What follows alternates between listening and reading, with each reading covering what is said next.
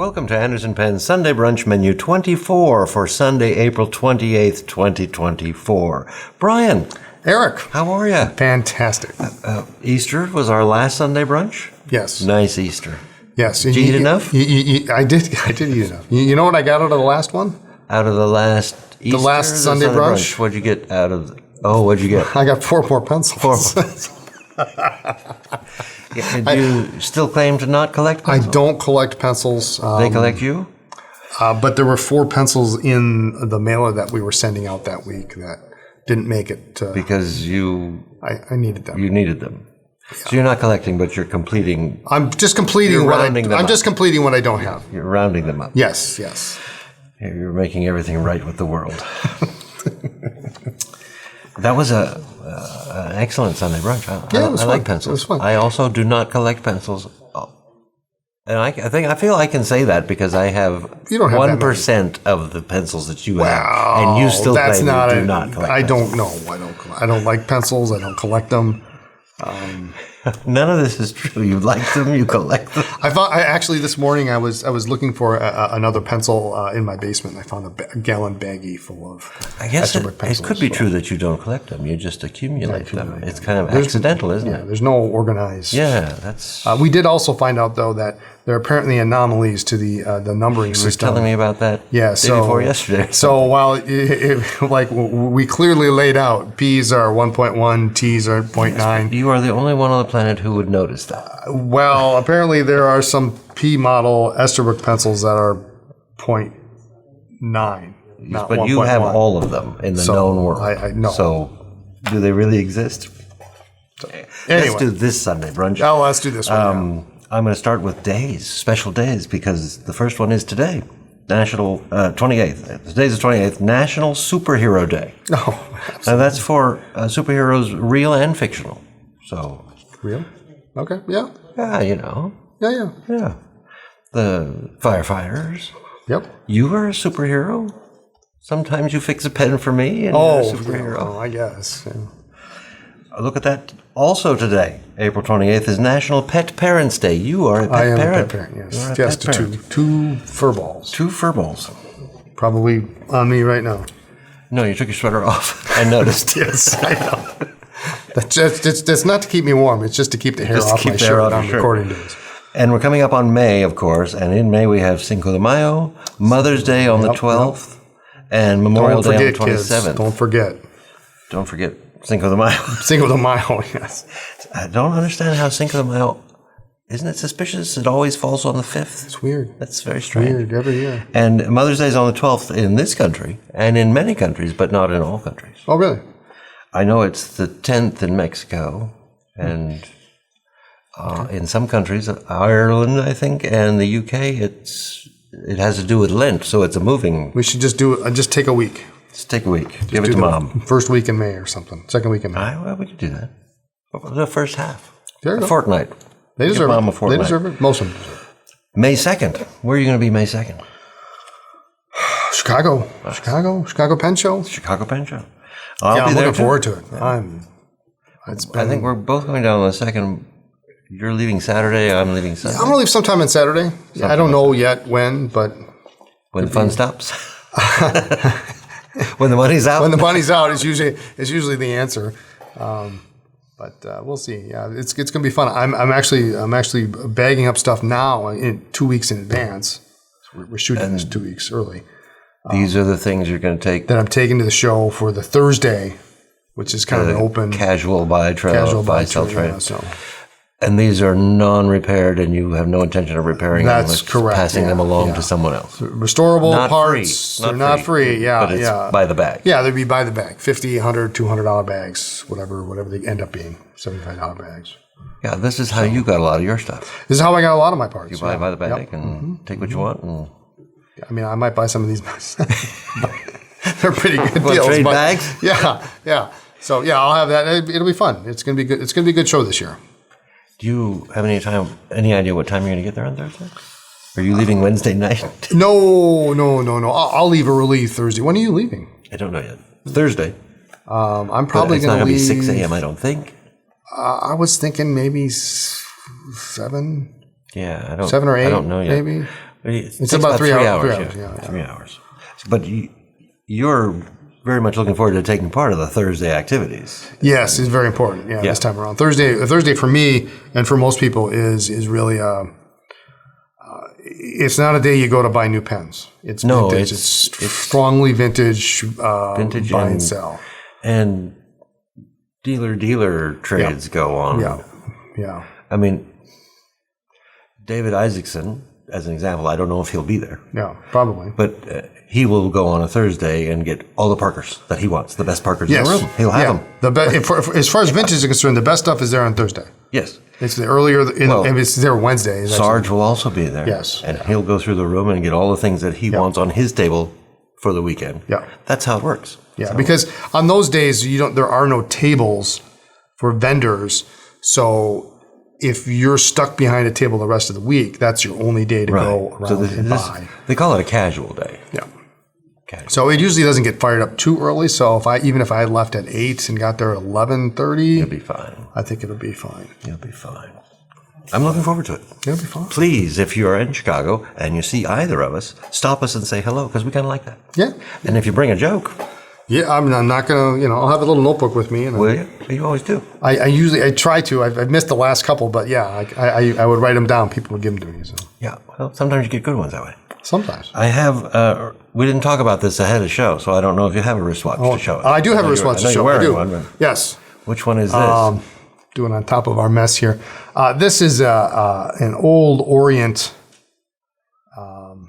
automatic. Orient is the brand. Is the brand, okay. Yeah. It's a Japanese brand. And my buddy Eddie G one time came up to me at a show in Dallas, and he had 2 watches. He had this one and another one, and he says, "Which one do you like?" I said, "Well, I like that one." He goes, "Great, it's yours, and I'll keep the other one." So he got 2 from a friend of his or whatever. He traded him for some other a pen or service or something, and he gave him 2 watches, and then he gave me one. Nice memories. But yeah, it's a nice little automatic, kind of a bluish dial. If you see Brian in Chicago, give him a watch. Yeah. What you're saying? I won't turn that down either. It's only happened. Well, it's actually happened twice. See? It's happened twice. And people just throw Esterbrook's at you. Sometimes. I'm sick of these. Would you please take them off my head? Yeah, well, you're the Esterbrook king. Please consider subscribing to our YouTube channel. And if you have a moment, just hit the like button there so more people will be exposed to this riveting video. It's going to be riveting as soon as we get through with the jokes and everything else. I like our subject matter today. Yeah. I think it'll be interesting. But more on that in a minute. Yes. How about giving you have a joke or a story? Well, it's a story.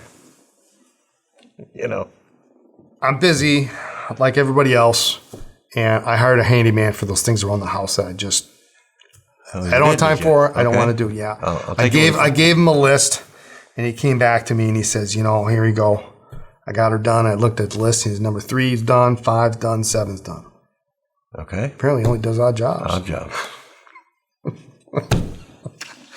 And you were supposed to say, well, what about 1? He only does odd jobs. Mine's not any better.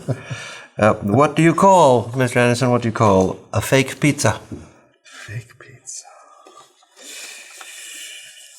I don't know. A pepperoni. Oh. A pepperoni. Pepperoni pizza. Show and tell. Okay. Something's in your pocket? Yes, I do. I do have something in my pocket because I did remember that you were going to ask me if I brought something, so I'll part the waves here. Part the waves. This is a Franklin-Christoph 31. It's a Franklin-Christoph because of the clip and the bevel at the top. Yep. And it's a 31, you say? It's a 31. The only reason I know that is because it's marked on the back. Okay. Beautiful material. Yeah, this is a beautiful material. Section matches. I love when that happens. Section matches, yeah. It's real nice. The Yovo nib, of course. And this is actually a kind of a cool pen. This actually also was my buddy Eddie G's pen. He passed away, sadly, a number of years ago. And we handled his estate, and this was one that I kept. But the nib was special too because as it happens, as we record today was actually, I believe it was Jim Rouse's birthday. It's today. And Jim one time out of the blue, now Jim worked for Franklin-Christoph, he was their nib meister, out of the blue one day sent me this nib. And he said to me, he says, Brian, I finally figured it out. He said, I figured out how Estabrook made their Gregg nibs. And the Gregg nibs were the 1555, the 9555. There's actually a 1554, but the 1555 was called the Gregg nib for Gregg Shorthand. He says, I figured it out, and he sent me the nib, and wouldn't you know it, it writes just like the vintage Estabrook Gregg nib. So I put that nib in this pen. How? They're very crisp. It's designed for very, very fast, crisp writing. So not necessarily a nail, but it's very fast and crisp. Yeah, you can write very fast with it. It came right from Jim, huh? Yeah, Jim sent it to me. Out of nowhere. Yeah. Cool. It's got a little bit of feedback to it. It's Feels nice. It's nice. Yeah. I will say that it seems like it's a little too far into the section. It's set far into the section, and that's the way the threads are. The internal threads are designed for the designed back. that way. Yeah. Beautiful pen. Yeah. I hadn't used it in a while, and I thought, well, I've got Eddie's watch. I might as well have Eddie's pen, and then put Jim's nib in there and make a nice combo out of it. I brought this. I don't know if I've ever brought it to this is our 24th Sunday brunch. Sunday, yeah. I don't have as many pens as some people in the room. This, of course, is Vanishing Point. You can probably see the year on it. It was the Vanishing Point. This was special edition for 2007. I think I have number 1092 because they're numbered. Yes. Orange Crush is. I don't know if that was the official name. I think it was. Okay, that's what everybody calls it. Everybody calls it that. Yeah. And difficult to find, and very happy pen. It's a very happy It is. pen. And this is kind of an example of a color that when I see these sometimes I kind of get mad because what a great color that would be if that were a normal part of the lineup. Yeah. I mean, what a great color. It's like that in the yellow and all that. So I suppose they can't do that now because you can't do it they'd now. have to change it at least a little bit. Well, Lamy did, so. Yeah, that's true. But that is and I really like, they're very convenient, Vanishing Points. I do remember when I first got into fountain pens, I only wanted vintage pens. That was the first thing. And I would never spend more than $100. I'm never, ever going to spend more than $100 a pen. And at the LA Pen Show was the first time I saw Vanishing Points, and I thought, who in the world would want that? You might as well have a ballpoint because it's got the clicker and a little tiny nib. You might as well be using a ballpoint. Well, they make them in a ballpoint. Yes, I've seen those. Part of the joy of a fountain pen is seeing the nib. And this one is very small. And so I knew I would never have Vanishing Points. I can't tell you how many Vanishing Points I have. No, because they're so convenient. In fact, before I grabbed this pen this morning, I had a Vanishing Point in my pocket for the last 2 weeks. And they work. Yeah, that's just it. That's such a good pen. And do you have a preference between a Vanishing Point and the Decimo? The Decimo? I like the regular size. As do I. Yeah, I guess Lisa likes the Decimo. I guess there hasn't been a Decimo color that's made me go, I have to have it. Even if there was, they're just it's a little ever bit so slightly too thin. Slightly, yeah. I mean, I got pretty big. You can use hands, them, but when you know what this one feels like, Yeah. there's a big difference, even though it's a slight difference. Yeah. Interesting. Today's topic is something I'm very interested in. I've been into pens for quite some time, but I've never touched the nibs. Well, no, I can't say that. When I first got into them, but a decade or so ago, there was a story going around on the internet that if you wanted to smooth your nib, you could do it on the paper bag from a grocery store. Yeah. And so I tried that a few times with no results whatsoever. It's not really a good thing. I just don't touch nibs. No. I don't. Well, and there's nothing wrong with that. I mean, it's better be safe than sorry. But I'm interested. Yes. Even if it's just for fun. I'm not going to start smoothing my Mont Blanc pens. I'm not going to do that. But Anderson Pen just put together a nib smoothing practice kit. Yes. And I said, let's do Sunday brunch on that so you can, because I don't even know what to do with these things. So here's what's in the kit here. We got a number of pieces. Pretty much most everything you're going to need to improve your smoothing technique. We've got a 12,000 grit buff stick here, the gray on this side. These are a little bit more coarse on these sides. Don't actually ever use those. We've got 2,000 grit sanding squares. So we got a pack of 10 of those. This was 2,000 and this was what? 12,000. 12. Yeah. Got some nibs. We've got some brass sheet, 2 pieces of brass sheet for cleaning out the tines and adjusting nib width. We've got a separate 12,000 grit sheet of micro mesh. So in the sheet format this time. So if This is 12,000? This is 12 and this is 12. This is 12 yeah. and So this some was- people like to use this. Some is people 2. like this. So much coarser. Yes, much coarser. Right. We've got since these are. We'll talk about these in a bit. We've got a dip pen holder to hold the nib while you smooth it. This is all in the kit? This is all in the kit, yeah. Okay. Yeah, and then we've got a 2-pack set of mylar paper, the pink 1 micron and the blue 0.3 micron. Microns. Now. Yeah. So we've gone from grits to microns. Yes. Yeah. One So of these them are- is smoother than the other. Yes, yes. So the blue is the finest. Okay. The finest. It's even finer than even that. So. Okay. So that's what you get. You get all that. You don't get this notepad, but you get all this. And these nibs, let's talk about these nibs here for a second. I'd like you to talk about those nibs. So back in the 30s, the 20s and 30s and 40s, The 2020s? the 2020s, there were a number of manufacturers who made nibs, replacement nibs for fountain pens. And so, like, if you had a Parker pen and you dropped the nib, and for whatever reason you decided you weren't going to go back to Parker and get a nib for it, you could go to another. And these are similar to, think like now when you're driving around, you see these iPhone, the phone places where you can fix your phone, the screen, the cracked screen places. Right. There was fix your pen. There were hospitals? pen hospitals all over the place, and so someone could, if your nib broke, they could put another nib in it for you, and it may not necessarily be the original one, but it's going to fit and it'll probably work.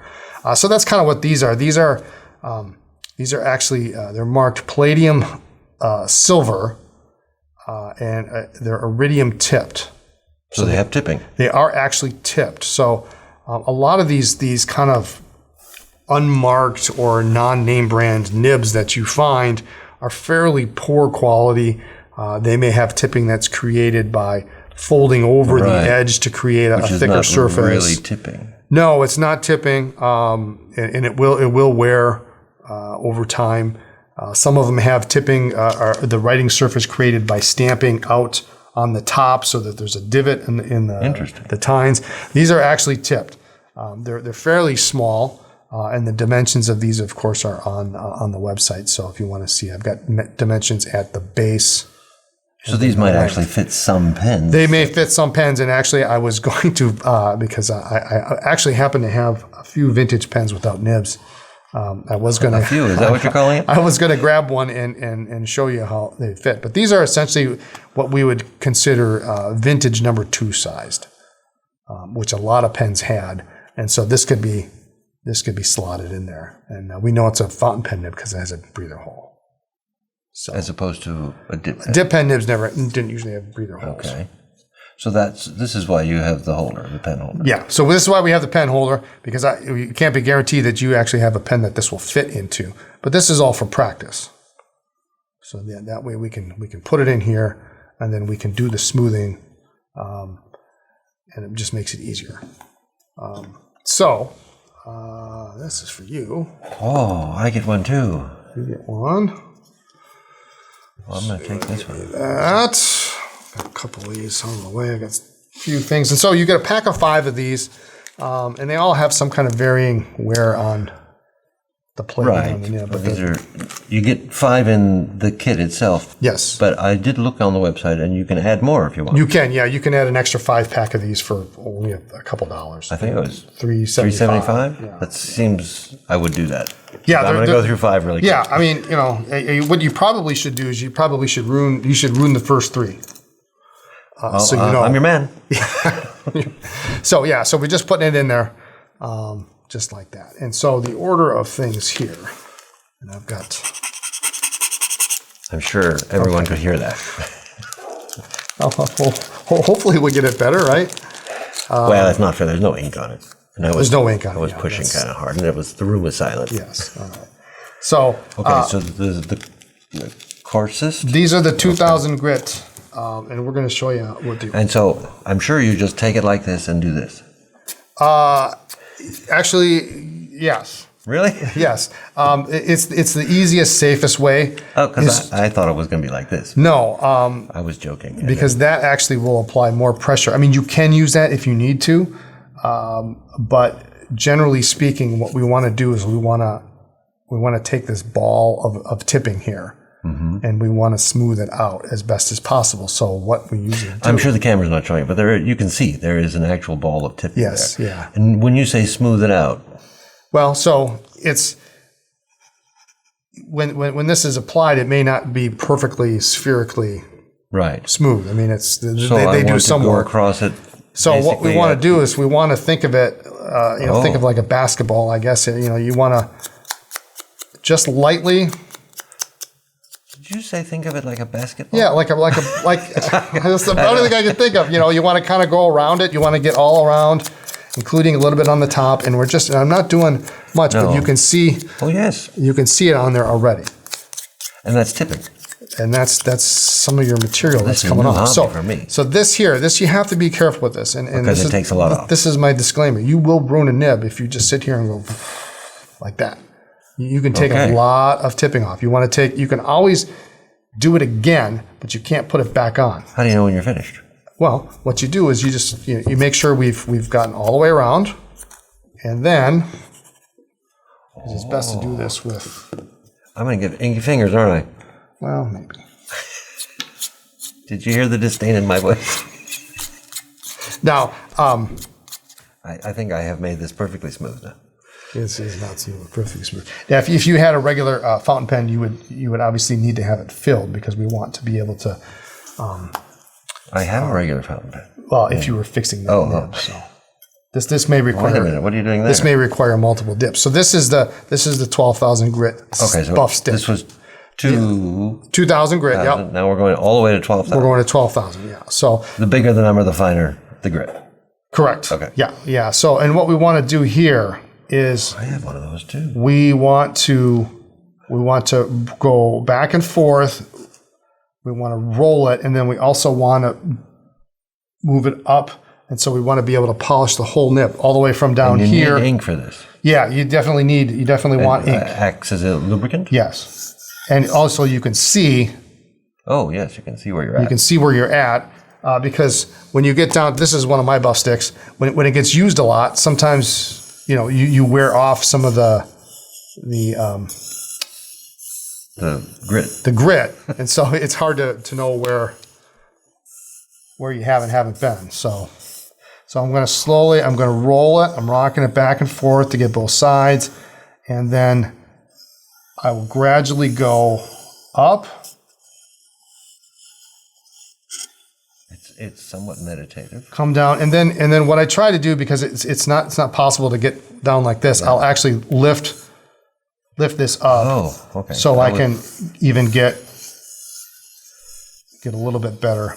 No, I'm not pushing down very hard. In fact, no, I don't think I'm pushing at all. It's kind of resting on it and squeaking as I go back and forth. So that's me. Oh, that is significantly better already. That's actually pretty nice. Oh. I made it into a broth. There we go.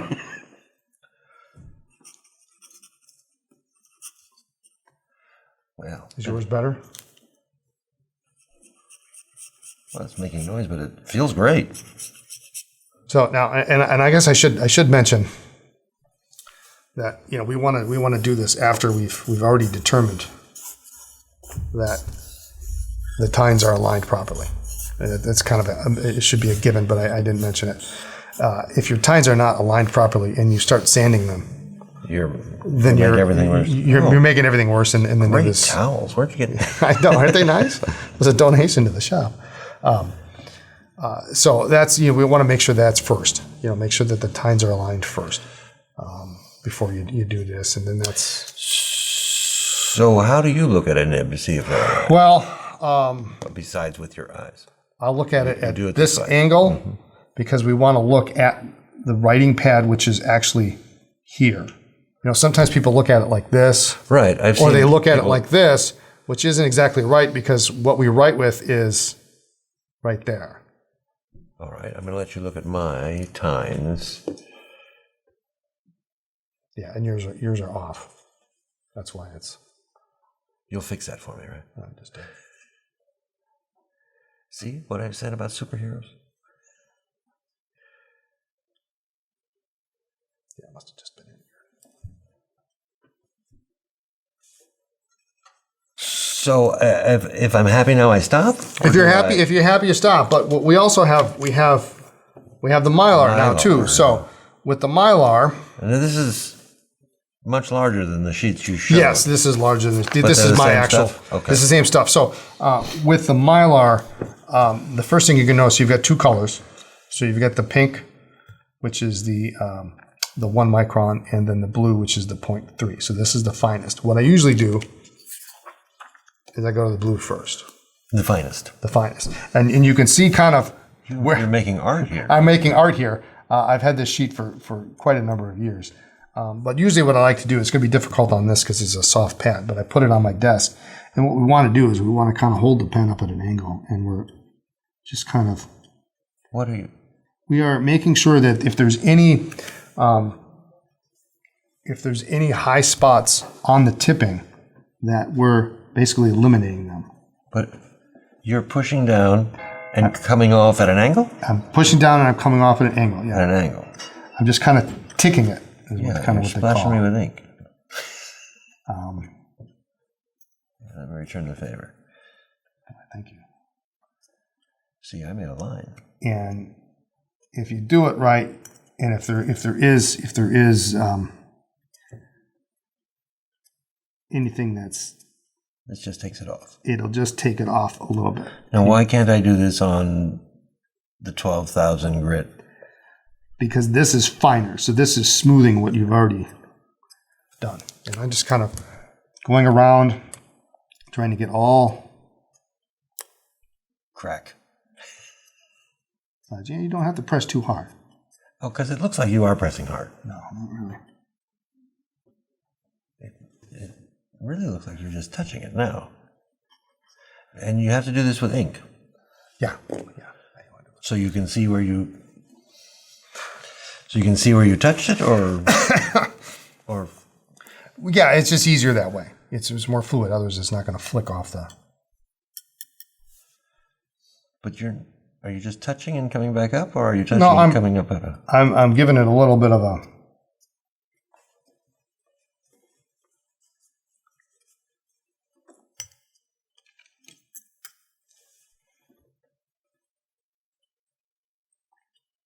And usually if you have some kind of high spot, you'll hear a little tick.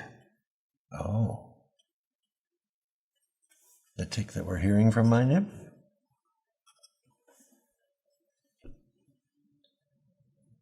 And sometimes you just can't get it. So what that means then is... It doesn't matter. This is fun. If it's not right, then you can do one of two things. So like this one still is not, to me, is not... Oops. Where I'd like to see it. One of those two things, throw it away. Start with another one. Well, you can, but you haven't totally destroyed this yet, so we might as well keep working on it. So what I would do in this case... yet, Brian. No, it's important. I mean, as silly as that sounds, it's important to make sure that, you screw something up sometime, because otherwise you never... Yeah, I want to know how far. You need to know how far to go, yeah. So I would start this... all over again? Oh, but this time you're going to do it, I see. It is fun to do this. Mm-hmm. If you were really close, I would say the next thing what we could do is we could back up one step. We could use the pink mylar. But I think you should do the 12,000. And then we go this. So, well, you just did the 2,000. If you do the 2,000, your next step is always going to be... Oh, I see. This. If you're really close on the blue, you can go back. You can go here, and but once you come here, you've got to go back. Yes, yeah, because it's too coarse.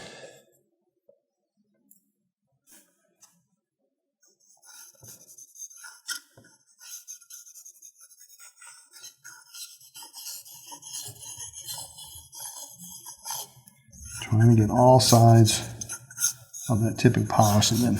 It looks like you've done this before. And the other thing you can do too is, what I'll do usually at the end is I'll kind of hold it and in kind of a straight line, and then I'll just... How much pressure are you Not applying? much, not much. I mean, you got to have enough. But let's see.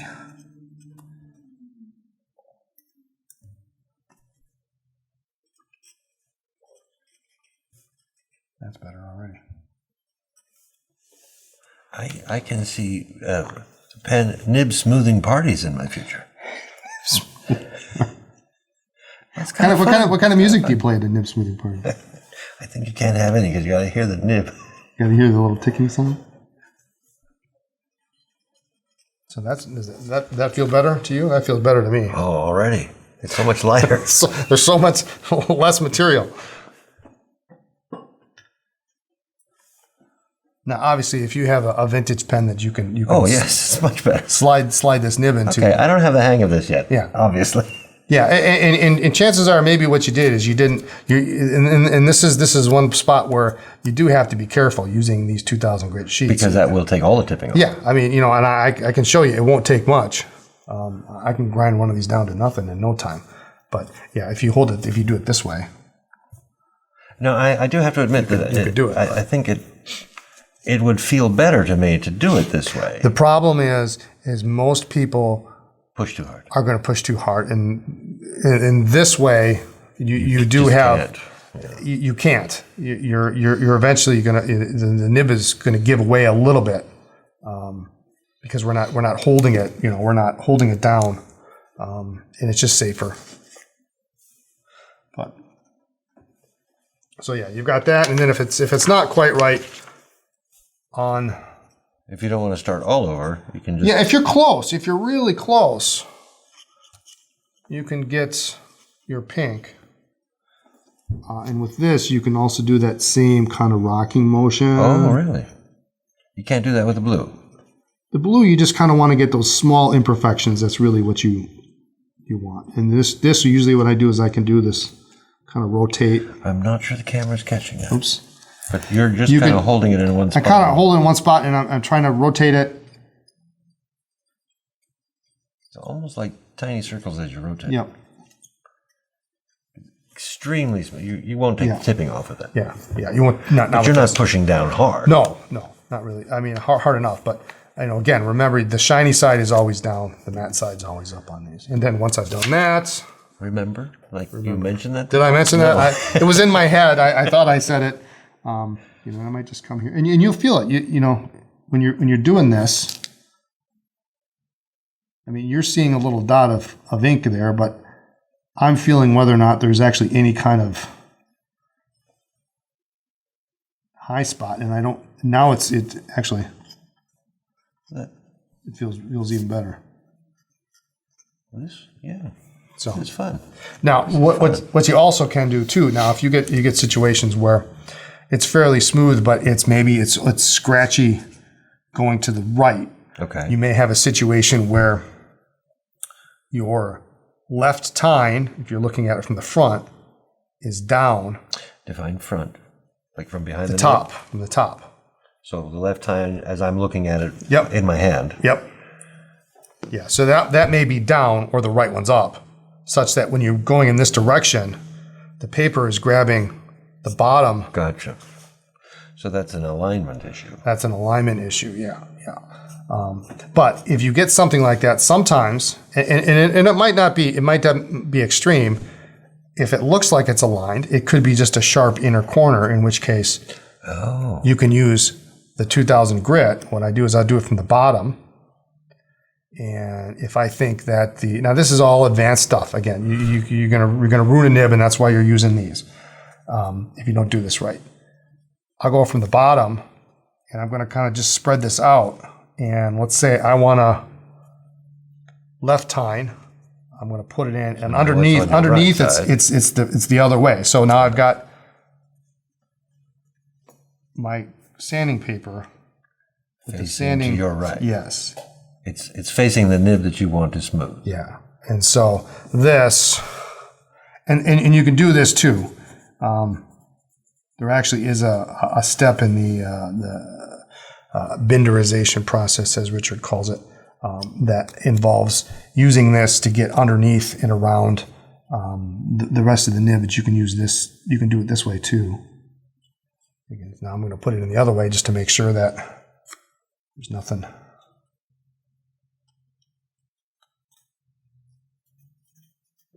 too rough on there. I can just do that. And it will probably be even better. That's pretty nice, actually. Now, when I turned my nib over and pushed on it a little with my thumb to separate the tines, I want to say that all of the tipping was on one tine. But you better close-up eyes. That could be why this one is. Yeah, all the tipping seems to be on your right side. We picked like the weirdest nib possible for you. So, and some of that may have come off too in the. Oh yeah, maybe I did that. Process, but. So what I've learned is the first thing you should do is see if the tines are aligned. Yeah, I sort of missed that step, didn't I? Yeah, and that's and I'm sorry I didn't mention that, because for me that's the really it has to be aligned, otherwise none of this makes any sense. Yeah, so this one would probably be even better for you. So, see, this one has tipping on both tines. So now I start something about a basketball, or was it a baseball? No, it's basketball. Basketball. I think I don't know where I came up with that idea. I don't play basketball ever, so. Now I am just really kind of letting the paper run over it. I am not. You can put a little bit of pressure on there, yeah. And that's why we want to do it in the hand, not on this. And actually, since this one is kind of half destroyed anyway. Yeah, see what it takes to take the tipping off of that. And I'm just getting a basic shape here that I'll work on with other implements. Yeah, so, okay. So here is, I'm just going to do a little bit of lubrication on there too. So you can hear how hard I'm pressing on that. Stop that.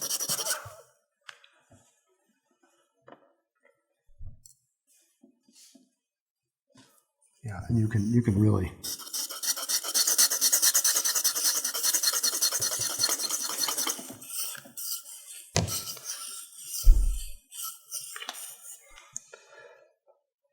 I mean, it'll take a little bit of work, but it will come off, and it also depends too on the nib. So, and the tipping, how old it is. Do you have any idea at all how these were manufactured? How did they get the tipping on here?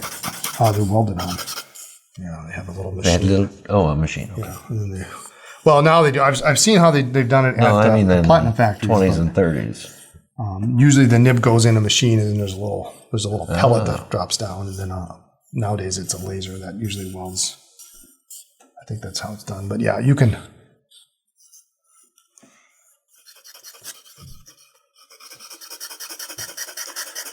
This nib is much nicer. This is much nicer. Yeah. Much nicer. Yeah. We do look at these before we ship them out too. So I don't know.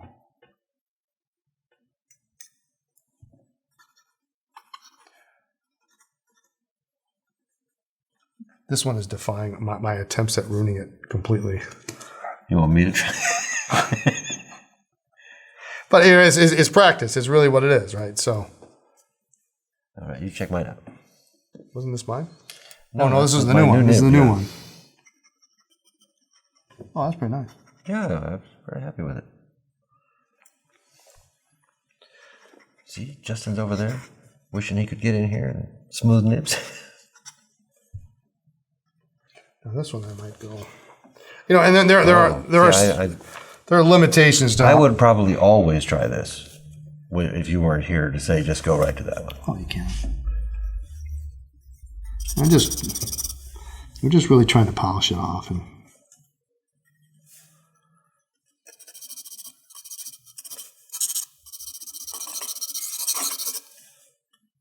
this is fun. It's fun. Here, try that now.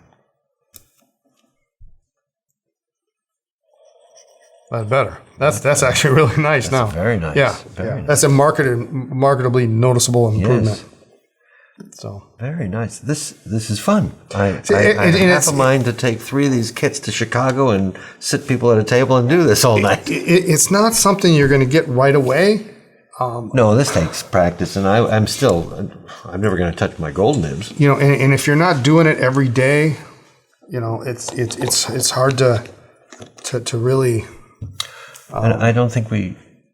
Well, the more you do it, the better you get at it. Well, the more you do, the better you get. You know, and in your everyday tools primarily, you know, sometimes I just start with this. If the nib is not bad, skip the 2000 grit. Go to the buff stick, and do your passes. You can skip that. Okay. You can skip that. Yeah, you can skip that if you want. But if you have something that's maybe, you know, like sometimes you get a vintage nib that's used, or there was maybe a void in the a void in the tipping, and maybe part of the tipping broke off, or we have something that we really need to grind smooth, or you've got a baby's bottom issue where we need to remove some tipping, then you're definitely going to want to use that. Otherwise, you can just start here, but that's what you use this for. So we want to. You can ruin a nib with 12,000 grit, but you'd have to sit here all day. This is a very nice nib. Very nice. That's not bad. Very nice. This one, however, should be thrown away. That one, or is that this one? This one. Yeah. This one should be we're gonna throw it away. We're gonna throw that one away. I don't believe we've mentioned the price on this because this is a lot of fun for $99.95. But wait, there's more. But wait. I think it's $18.95. Yeah. Quite frankly, I can't remember. I think it's $18.95. It includes the 2 sheets of mylar, 5 nibs. I call it a pen holder, nib holder. Yep. Which you can just use. I mean, you can just use it for dip pens too if you want. Yeah. Whatever. Whatever this is called. The buff stick. The buff stick. The 2,000 grit squares. You get a 10-pack of those. There's something we haven't used at all. And then the brass sheet. You get two pieces of brass sheet. What do we?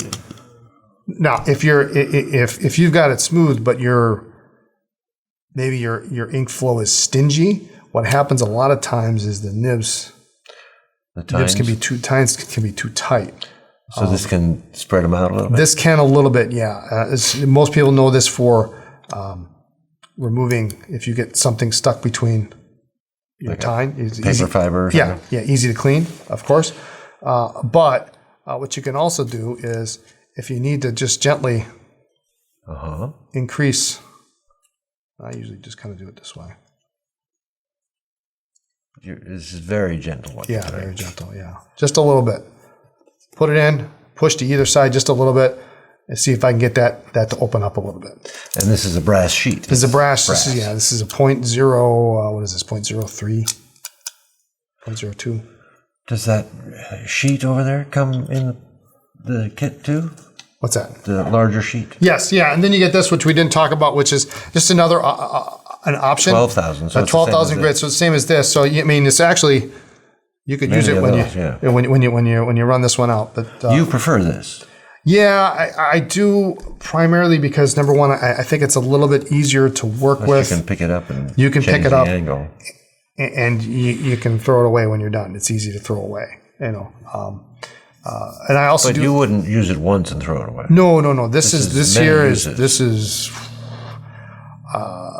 dozens and dozens and dozens and dozens. Yeah. Okay. But I like to keep it. You can wash this off if you want. You can wash the ink off. But I like to see it nice and dirty, because then I know at some point there's nothing on here that hasn't been run over by a nib. And occasionally I will use these, which are finer, a coarser.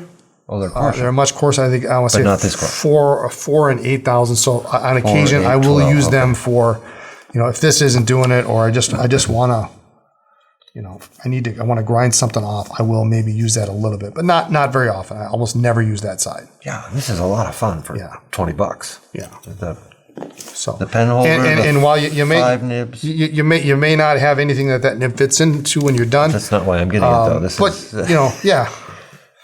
This is just practice. Fun. Yeah, and then your next step up is maybe a Yovo nib or something that's a little bit more easily replaceable. Something steel. Yeah, definitely steel. The mylar is this size. Yes, and it comes in this envelope. Yeah. Yeah. Not this. Well, yeah, this this is twice the size. We used to sell this, but I mean, this here has taken me. I don't know. This has got to be close to 10 years old. I mean, people would never use that. They never use it up. So, and it's also a little bit too big to work with. This size is much nicer. This is fun. This is fun. So there it is. No. So I hope that's yeah. No, that was hands on. And you just have to practice it. You have to do it. You'll ruin some stuff, and some stuff you just. I mean, even to ruin something. I was hoping to. Yeah. Even to this day, there'll be some nibs I go. I don't know. Can't figure it out. Don't know. I mean, don't know. I don't know where it's aligned properly. The tine alignment's good. Can I take this and smooth out a pilot parallel back and forth? But it's probably smooth. That's what this is That's for. what that's for. Yeah.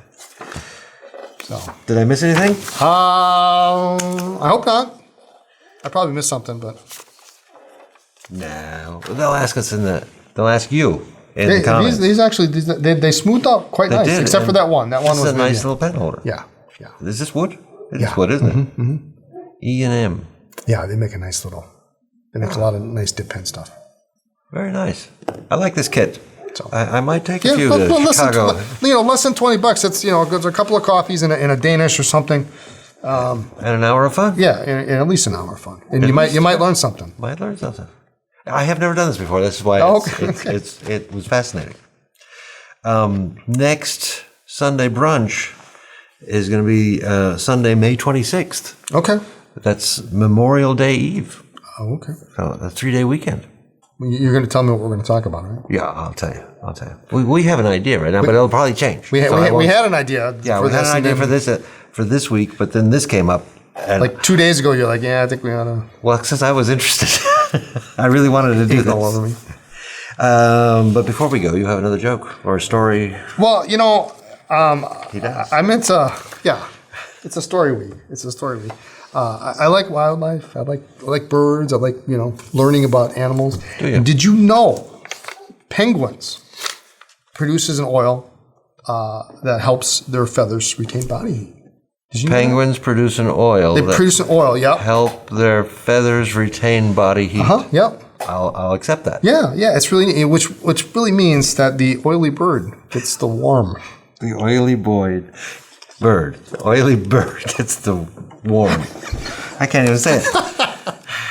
Well, I'm not going to say mine now. Apparently, I have to come in here with stories now. I tried to make it into the oily bird. No, I didn't. That's why I slowed down. Yeah. The oily bird gets the warm. Yeah. What do you call, Mr. Anderson? What do you call a crime-fighting ant? Adamant. I don't know. A vigilante. A vigilante. Oh, wasn't that fantastic? I think that's the end of my notes, which means the show's over. Let me find the right notes. Unless you have another joke. No, only 2 this week. Thanks for joining us. Join us next month. For menu 25. 25. So this is 24. We've done 2 years worth of these. We had a small break in between. A small break. Small break. But they're fun. Next time we should just have us eating breakfast. Eating breakfast. Justin will go for that, right?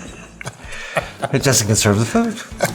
We could go on a bike ride. We'll record the bike ride. Yeah, it's going to be biking weather. Yeah, it's going to be biking weather. It's going to be biking weather. That's all I have. You have anything else? That's it. All right. Thank you very much. See you in Chicago. Bye.